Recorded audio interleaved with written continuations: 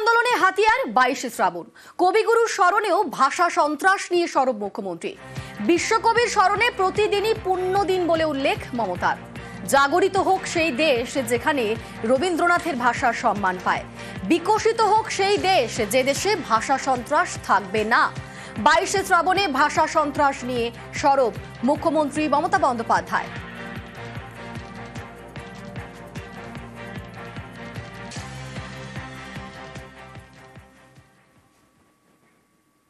দিল্লিতে দলীয় সাংসদদের সঙ্গে বৈঠকে অভিষেক বন্দ্যোপাধ্যায়।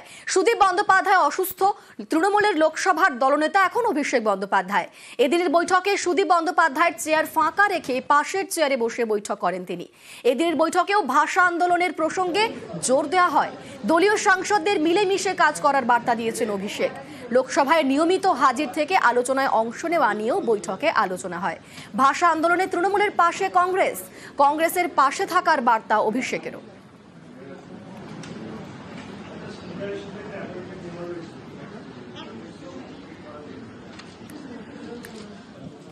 এদিন স্পিকারের সঙ্গে সাক্ষাৎ ডায়মন্ড হারবারের সাংসদের। এসআইআর নিয়ে আলোচনার দাবি অভিষেকের। আমরা স্পিকারকে বলেছি যে আমরা চাই হাউস চলুক এবং এসআইআর নিয়ে আমরা ডিসকাশন দাবি করেছি। আমাদের এমপিরা কন্টিনিউয়াস অ্যাডজার্নমেন্ট মোশন দিয়েছে, আলোচনা চেয়েছে, কেন্দ্রীয় সরকার অ্যালাউ করছে না। স্পিকারকে বলেছি আপনি দরকার হলে সরকারের সাথে কথা বলে এসআইআর নিয়ে আলোচনা দিন।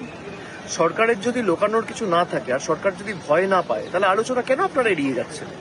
আমরা চাই হাউস চলুক, বিজেপি চায় না হাউস চলুক। বিজেপির কাছে জবাব নেই, উত্তর নেই, সেই কারণে ওরা এড়িয়ে যাচ্ছে।